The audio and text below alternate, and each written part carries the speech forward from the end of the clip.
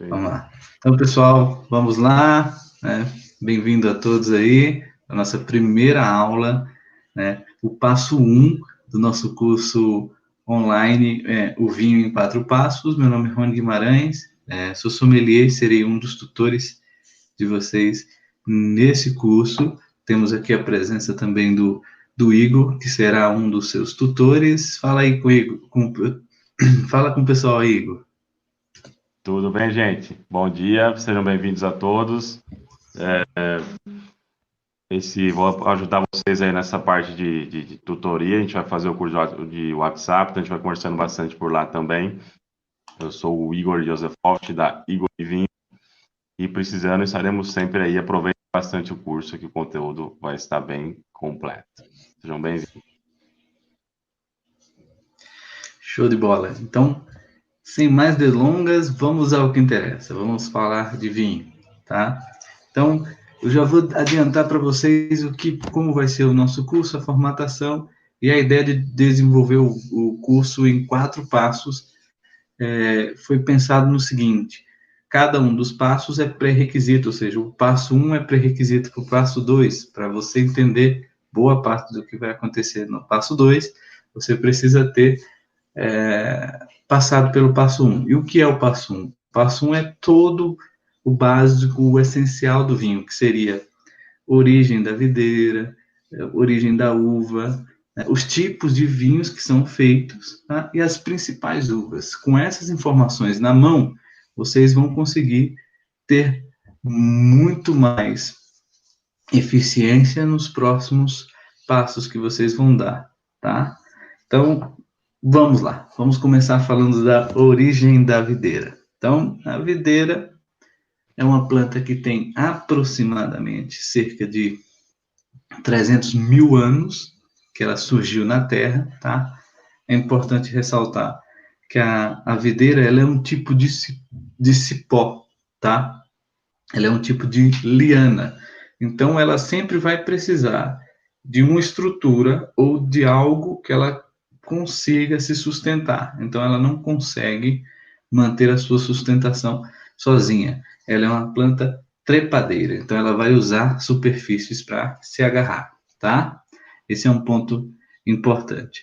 Então, quando a videira surgiu na Terra, ela não tinha ainda essas plantas para fazer a sustentação. Então, ela era uma planta rasteira, tá? Ela era um cipó que crescia no chão, tá? E quando a gente fala da origem da videira, a gente tem que voltar lá a 300 mil anos e ir para um lugar específico da Terra, que é chamada Groenlândia, tá? Hoje, o território atual da Groenlândia é o local de origem da videira que a gente conhece hoje, tanto para consumo in natura, ou seja, aquela fruta que a gente compra no supermercado para comer, ou aquelas que a gente conhece que fazem vinhos, como Cabernet Sauvignon, Pinot Noir, e fiquem tranquilos que mais na frente a gente vai falar especificamente sobre essas variedades, tá? Então, a Groenlândia é o centro de origem, tá? Da videira no globo. Ela surgiu lá, e de lá ela se dispersou para 3 grandes centros. E aí é onde vem a diferença da uva de consumo de mesa para o que nós chamamos de vitis vinífera, ou seja, aí ela dividiu em 3, tá? Que nós vamos chamar de vitis vinífera Eurásia e de vitis americana. Basicamente, a vitis americana, ela surgiu, ela saiu da Groenlândia e se espalhou, né? E se adaptou onde hoje é o território dos Estados Unidos e América Central, tá? América do Sul não existia. América do Sul chegou depois. A videira chegou bem depois, com as navegações, né? Foi uma planta que foi introduzida pelos europeus, tá? E pelos americanos que trouxeram essas espécies para cá, principalmente americanos da América Central, tá?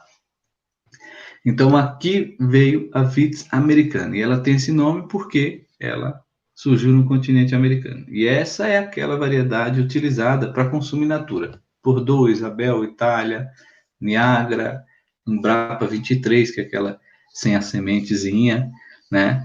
Então, essas são espécies... Sim. É aquela que faz vinho mais, normalmente mais adocicado, mais...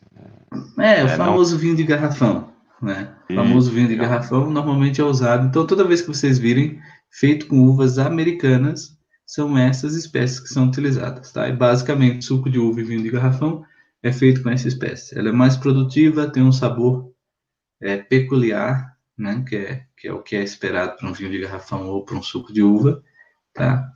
Então, essa é a espécie. A outra espécie é a Vitis vinífera, o nome já está dizendo, ó, Vitis vinífera, utilizada para vinho. E ela saiu da Groenlândia e ela foi ficar e se fixar onde hoje é o território do atual Iraque, tá? Então é de lá que a Vitis vinífera, ela tem o nome completo dela é Vitis vinífera Eurásia, tá? O que significa? Que ela surgiu ali na fronteira entre a Europa e a Ásia, né?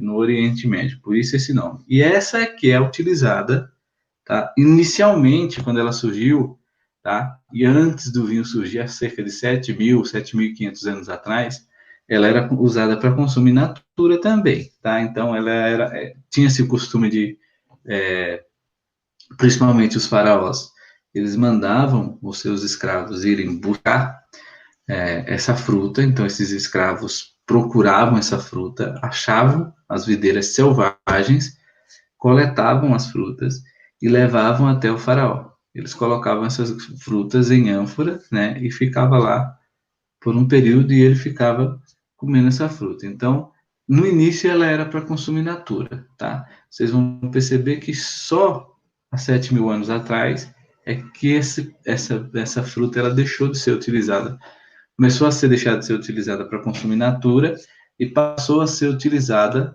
para produção de vinho mesmo, tá? A gente vai falar um pouquinho mais, quando falar da origem do vinho, a gente vai falar um pouquinho mais justamente sobre essa questão, tá? Então, e tem uma outra que é a Vitis asiática. Essa é só para consumo in natura, muito encontrada na Ásia, tá? Mas não se espalha por outras partes do mundo, então possivelmente vocês não vão ter contato com ela. Ela é muito utilizada para produzir raiz, porque ela tem uma raiz super resistente, principalmente resistente ao frio. Então, ela é basicamente usada para isso, para produção de raiz. Então, ela produz a raiz e a raiz fica no subsolo, a gente não vê. Então, possivelmente é uma variedade de uva que vocês só vão ouvir falar em cursos de vinhos mesmo, tá? E temos aí o porta-enxerto. O que é o porta-enxerto? Né? Houve um momento da história em que a Vitis vinífera foi ameaçada. A Vitis vinífera, que é aquela que surgiu onde hoje é o Iraque, né? Que nós chamamos de Vitis vinífera, que é aquela que é usada para vinho. Ela foi ameaçada por uma praga chamada filoxera. É um pequeno inseto que mastigava, mordia a raiz da Vitis vinífera e ela acabava morrendo. Depois de 4, 5 anos, acabava morrendo. Então, isso aconteceu por volta de 1860, 1870, tá? E esse pulgão, ele é de origem da América do Norte, tá? Esse inseto, ele atacava a Europa inteira, na verdade ele dizimou vinhedos no mundo inteiro, mas ele era de origem americana. E o que acontece? A Vitis vinífera não tinha resistência nenhuma a esse inseto, só que a Vitis americana convivia há quase 100.000 anos com esse inseto, que é também um inseto muito antigo, aí já na face da Terra. Né? Então ela criou defesa. Ela já estava acostumada, ela já tinha imunidade ao carinha lá, né? A esse inseto.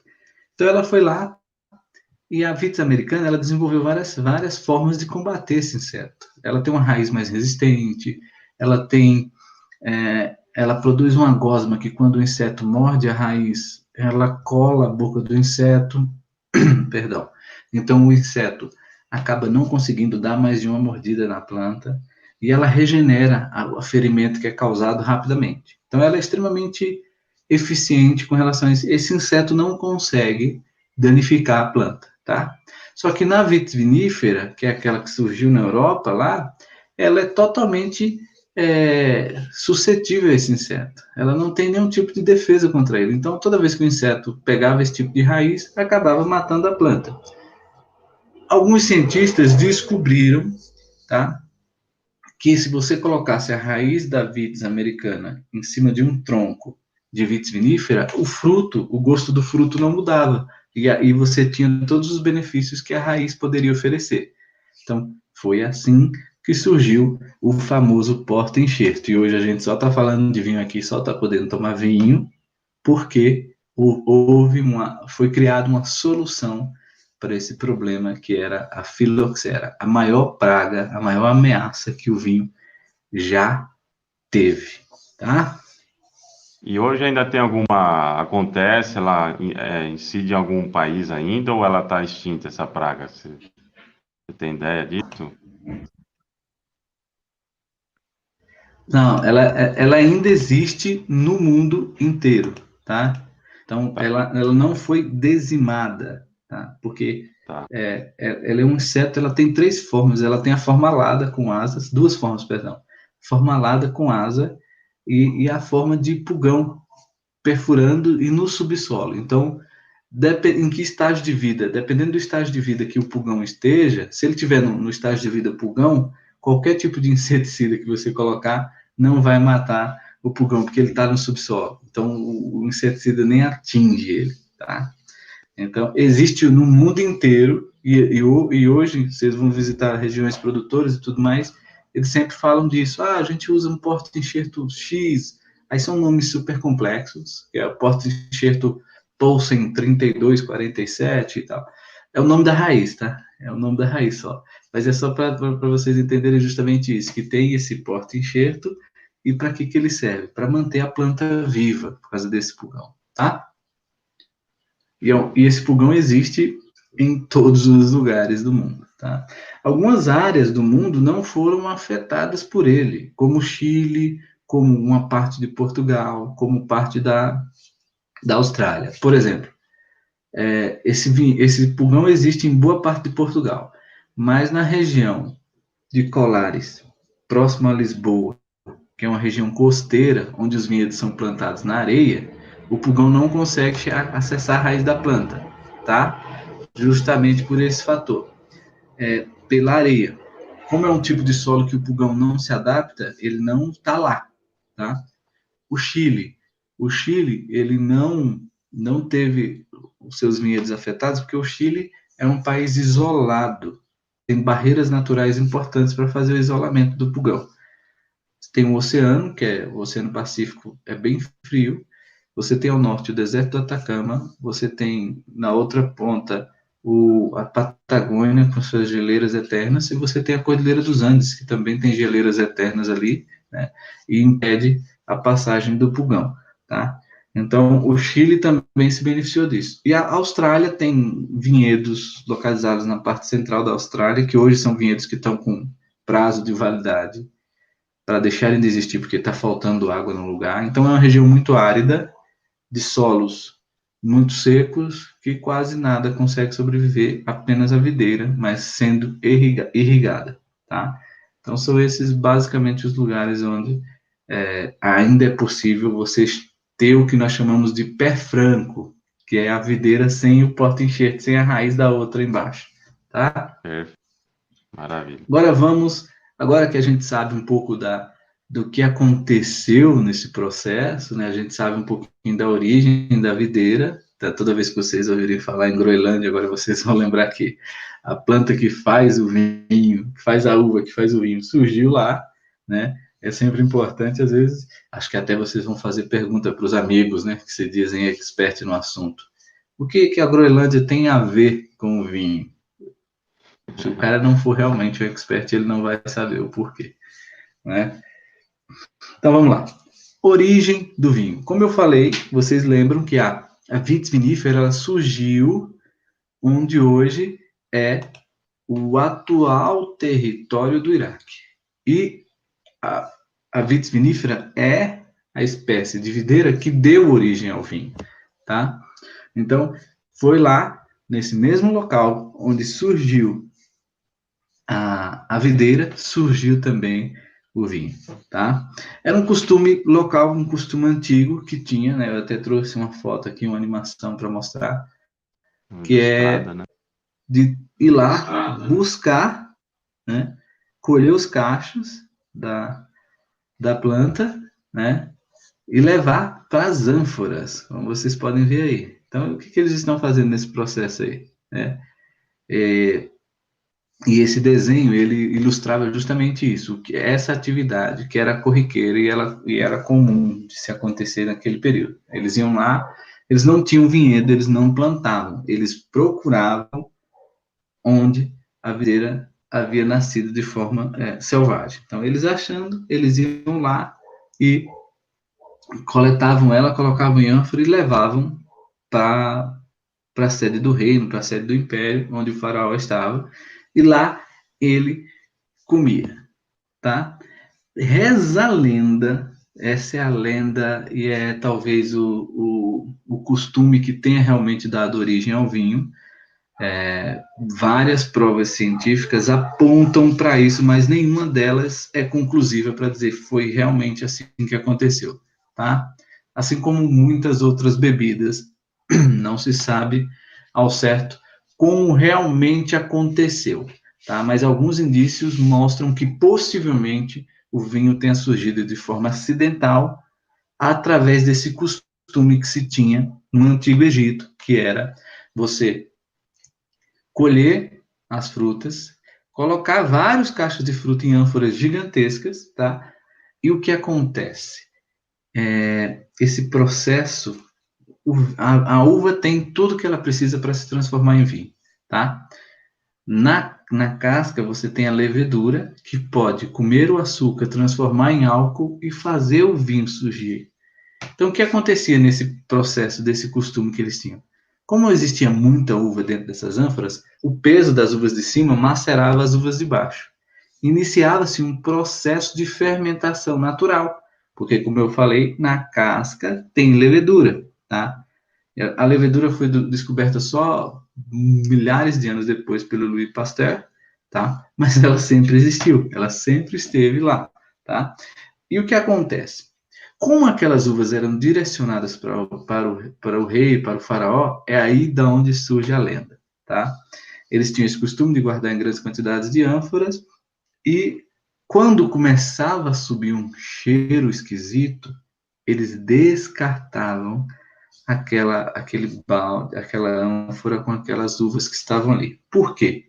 Porque eles acreditavam que alguém, né, tentou envenenar o faraó, tá? Então, sempre que subia aquele cheiro, sempre que tinha esse cheiro peculiar, era o cheiro da fermentação, na verdade, tá? Eles descartavam, tá? Aquela ânfora com as uvas que tinham ali. Reza a lenda que uma das concubinas do faraó, que tinha vários problemas de saúde, inclusive dores crônicas, tá? Resolveu dar cabo da sua vida, ou seja, ela queria se matar. E o que eles tinham acesso, que eles sabiam que aquilo, sempre que subia aquele cheiro, era veneno. Alguém tinha colocado veneno dentro da, da ânfora de uvas do faraó. E o que aconteceu? Essa concubina resolveu provar o que tinha ali para tentar dar cabo da sua vida. Tá? E o que ela provou, na verdade, foi o primeiro vinho que o ser humano pôde provar. Tá? Isso não sem relação com as histórias que a gente encontra na Bíblia, tá? Que aí, se a gente for levar em conta, na Bíblia, fala que a primeira pessoa a cultivar a videira, a provar vinho, foi Noé, tá? Essa é a lenda mais plausível para a ciência, que surgiu desse costume e que possivelmente uma pessoa muito importante daquele reino tentou se matar através disso, e o máximo que ela conseguiu foi ficar bêbada. Então, depois desse processo, depois desse processo, ela contou todo o projeto, todo o processo que tinha acontecido, e o interessante ela ficou bêbada, entrou em sono profundo, né? É comum dos bêbados entrar em sono profundo, né?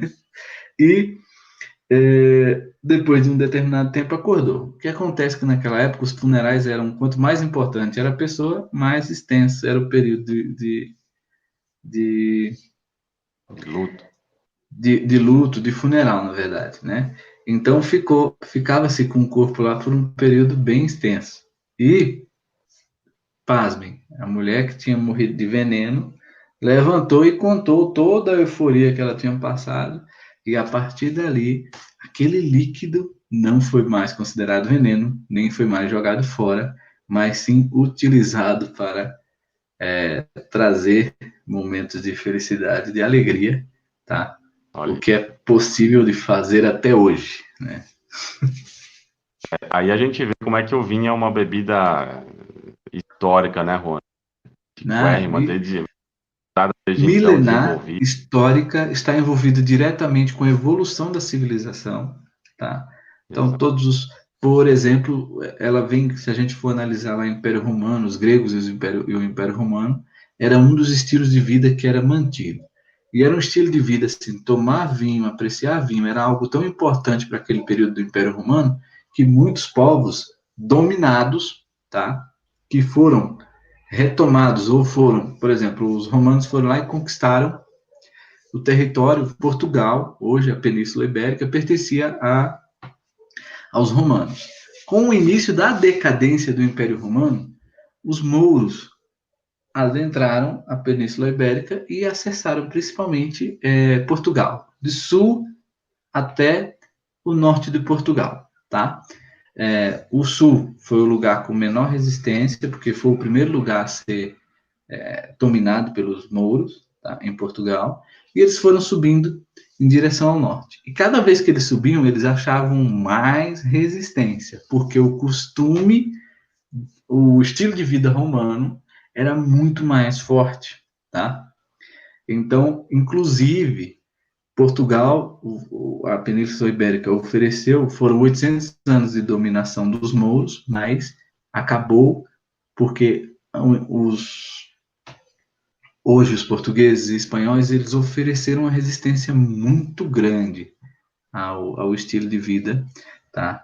Que os mouros colocavam. Em detalhe, os mouros não era proibido bebida alcoólica, mas eles conquistaram a área que a bebida, o vinho era tão poderoso, tão forte, que eles resolveram não proibir a viticultura e para você produzir vinho, porque se eles fizessem isso, o povo ia se revoltar contra eles e eles com certeza não iam conseguir conter essa revolução aí. Foi o que aconteceu quando eles chegaram no norte de Portugal, e aí eles já estavam, já se passavam em cerca de 800 anos de ocupação, mas percebam que para ocupar Portugal inteiro, que não é um país muito grande, né? Eles precisaram de 800 anos até chegar no norte. Quando chegaram no norte, se depararam com um estilo de vida que era totalmente romano. E os caras gostavam, amavam aquilo.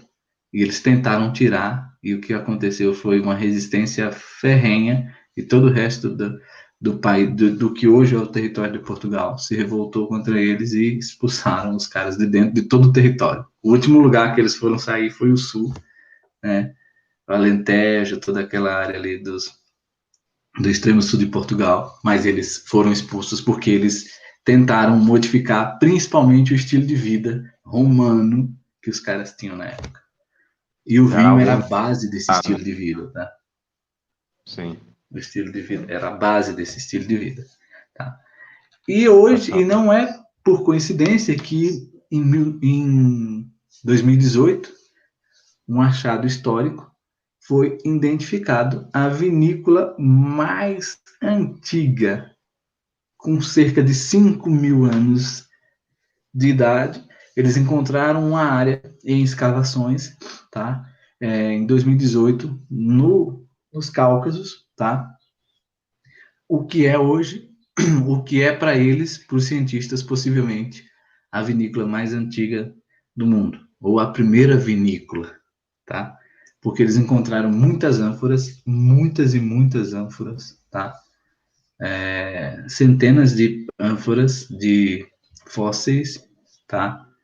Em formatos de ânfora, e eles encontraram dentro dessas ânforas, eles encontraram resquícios de ácido tartárico, que é um dos ácidos mais abundantes da fruta da uva, tá?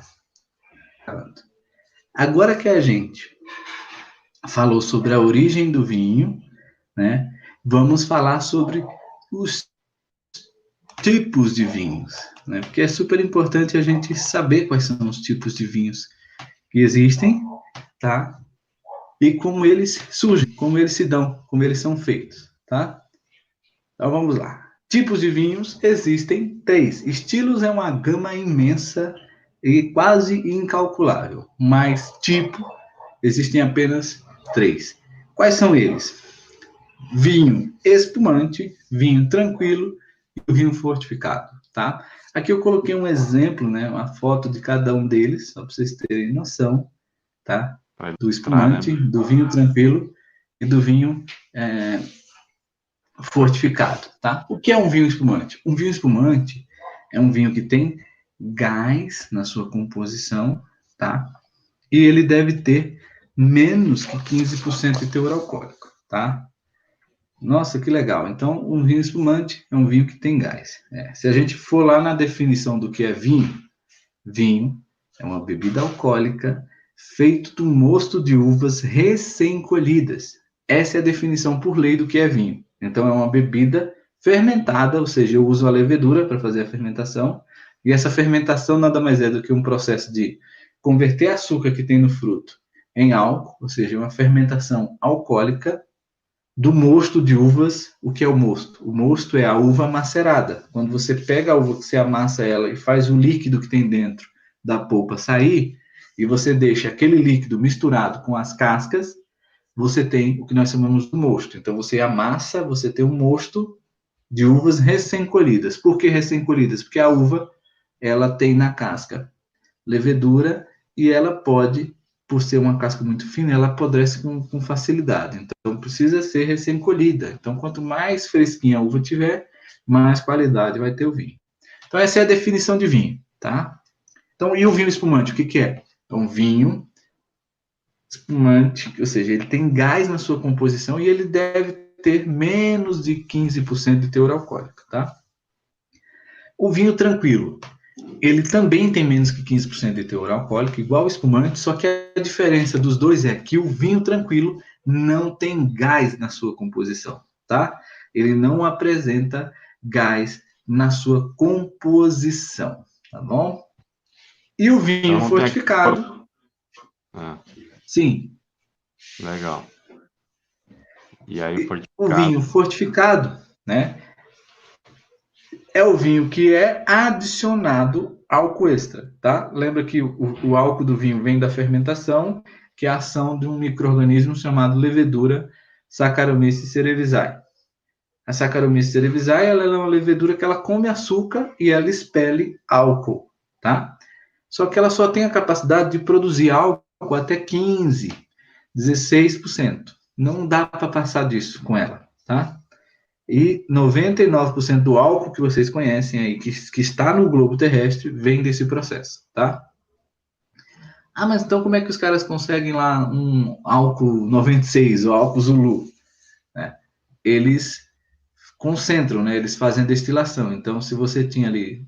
como é que ele conseguiu 96% de álcool? Porque ele faz a água que está dentro do líquido evaporar e ficar só o álcool, entendeu? Então, 96% daquela composição ali é só álcool. A água evaporou. Tá? Então, é através do processo de concentração que eles conseguem obter isso. Tá? Mas foi álcool, vem do processo de fermentação. Então, o vinho não é diferente. O vinho é uma bebida alcoólica fermentada. Então, o processo para adquirir o álcool do vinho é o mesmo. O mesmo da cerveja, o mesmo do saquê, tá? Todo o álcool que existe na face da Terra é obtido através da ação de leveduras, tá? Então, e o vinho fortificado, eu preciso, porque o vinho fortificado ele tem entre 18, 19% de teor alcoólico, alguns têm 17, 17,5%, tá? E a levedura não consegue isso sozinha. Então, o que eu tenho que fazer para que o meu vinho fique com teor alcoólico mais elevado? Que é o caso do vinho fortificado. Eu adiciono um álcool extra. Esse álcool extra pode ser aguardente vínica, ou seja, um aguardente feito da própria uva, ou um brandy ou um conhaque, tá? Que também é uma bebida destilada com teor alcoólico mais elevado. Isso aumenta o teor alcoólico do meu vinho. E aí ele pode se chamar fortificado. Por quê? Porque foi adicionado álcool, ele está mais forte, tá? E ele não pode ter gás também. Não entendi, cortou. Né? Sim, que é como a galera ele é mais legal. Exato, ele é o mais clássico dos fortificados, né? Perfeito. E ele foi o primeiro fortificado que surgiu, tá? Então, origem da videira, origem do vinho, um pouquinho de lenda, um pouquinho de história, né? Falamos dos 3 tipos de vinhos. Todo o curso se baseia nesses 3 tipos de vinho, tá? Todo o conteúdo desenvolvido, todo estilo de vinho que vocês conhecem, partem de um desses 3. Ah, eu peguei um espumante rosé, ele é o quê? Ele é um espumante, ele tem gás na composição. Ah, eu peguei um vinho do Porto seco. Ele é um fortificado? Sim, ele continua sendo um fortificado de estilo seco, não de estilo doce. Ah, então quer dizer que o Chardonnay, o Sauvignon Blanc, o Cabernet Sauvignon, o Malbec argentino que eu compro para o churrasco, esses são vinhos tranquilos. Sim, se não tiver gás na composição e o teor alcoólico for menor que 15%, tá? Esses vão ser os nossos vinhos tranquilos. E uma grande maioria, massiva mesmo, gigante, de vinhos produzidos no mundo vem dos vinhos tranquilos, tá? Então, agora que a gente falou um pouquinho sobre origem, falou um pouquinho sobre história, né? Vocês sabem o que é o processo de fermentação, como ela acontece, tá? E os tipos de vinhos que podem ser produzidos, a gente vai falar um pouco sobre as principais uvas tintas e as principais uvas brancas, tá? Vamos lá.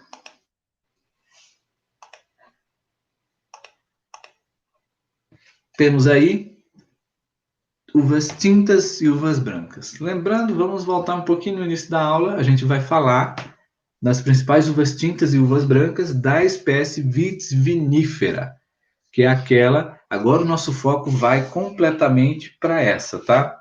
A gente falou um pouco sobre as uvas de mesa e tal no começo, só para vocês entendessem que realmente existem essas duas variedades ou espécies aí que são usadas na viticultura, mas uma é direcionada especificamente para produção de raiz apenas, para que a outra consiga dar o fruto. Então, nós vamos focar nessa que dá o fruto para fazer o vinho, que é a Vitis vinifera. O nome completo dela é Vitis vinifera Eurasia, tá? Então, vamos lá. Vamos falar das principais, das uvas clássicas brancas e vamos falar basicamente de uvas francesas. Os nomes são um pouquinho complicados, mas com o tempo vocês vão se acostumando. Alguns, a pronúncia é exatamente como se escreve.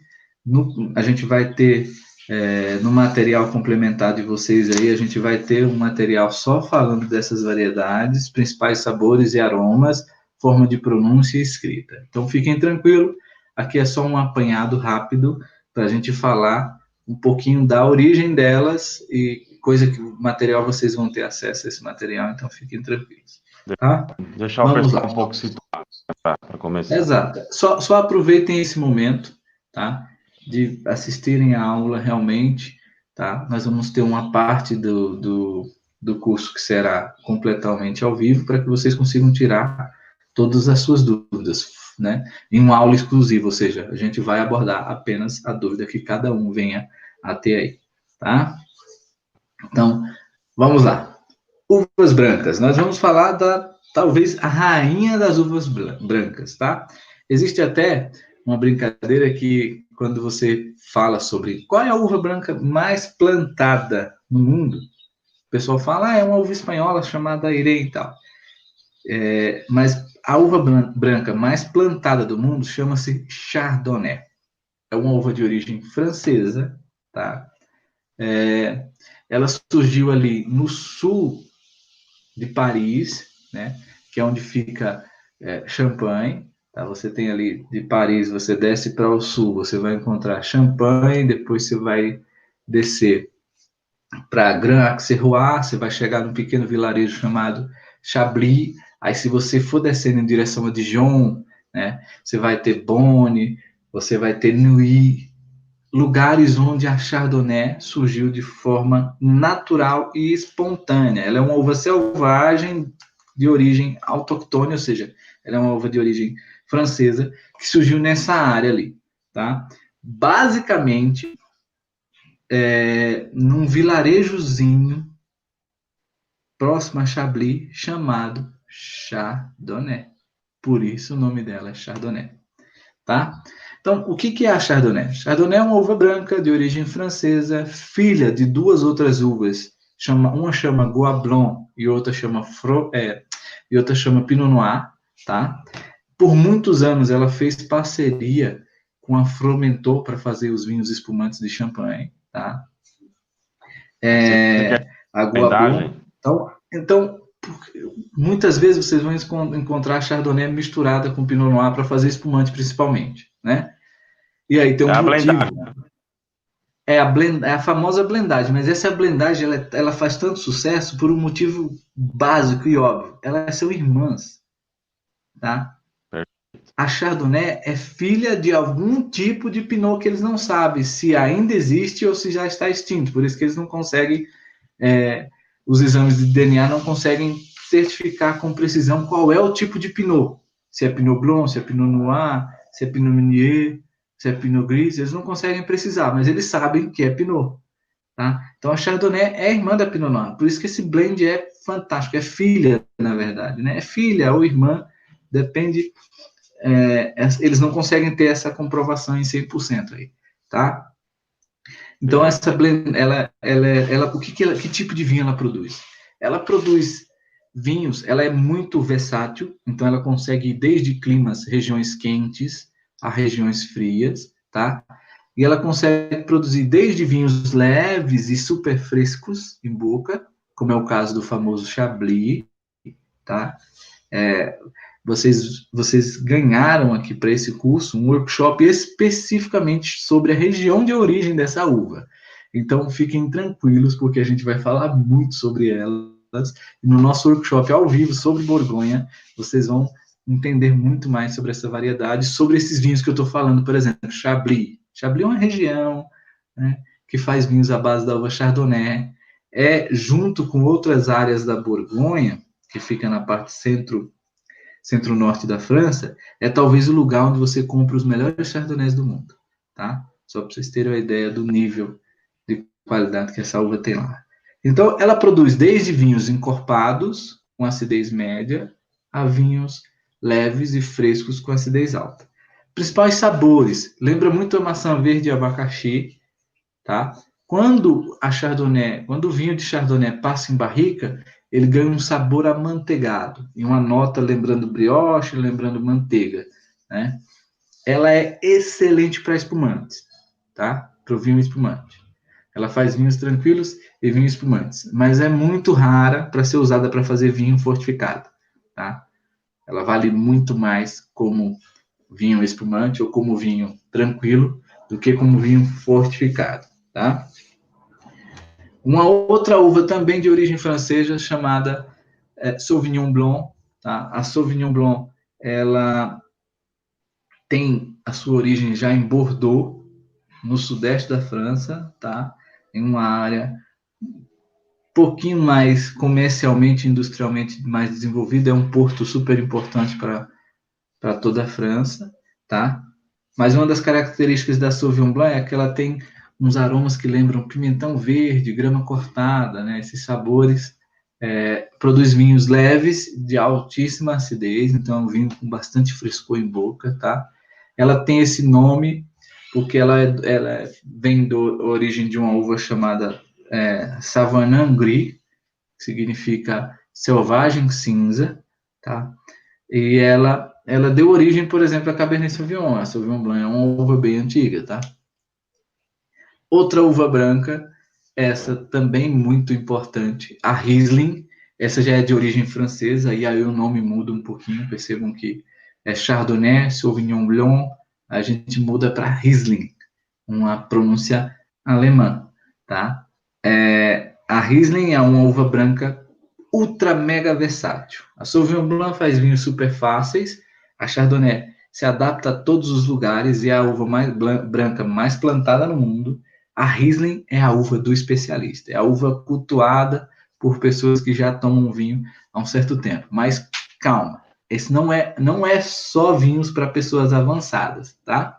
Ela é uma uva que produz vinhos desde vinhos meio doces, meio secos, que são muito acessíveis aos paladares dos iniciantes do mundo do vinho, como também super vinhos doces, tá? De uvas congeladas, de uvas botritizadas. Fiquem calmos que depois eu vou explicar o que é esse termo botritizado, tá? A gente vai ter uma aula para falar sobre esses termos, tá?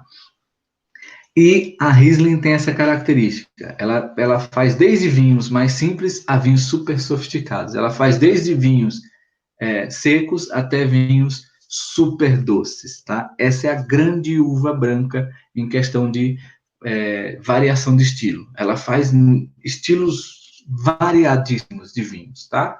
E ela tem uma capacidade de envelhecimento gigantesca, né?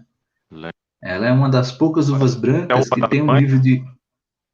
Oi? Pode-se dizer que a uva da Alemanha, eu sei que ela é muito, muito bem desenvolvida na Alemanha, né?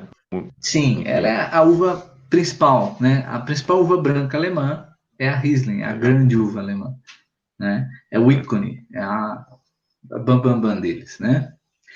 Então, e a Riesling, ela tem aromas que lembram lima, limão, sabe? Lima da Pérsia, limão, um toquezinho de abacaxi, um toquezinho de aspargos, que também é característico da Sauvignon Blanc, mas ela tem uma nota que quando envelhece que é bem peculiar, que o pessoal gosta, é o aroma que lembra petróleo, é o aroma que lembra aquele óleo Singer de máquina de costura, sabe? Ela é muito, muito legal, essa uva branca, tá? Ela é fantástica. A gente vai basear nessas 3 uvas brancas só, tá?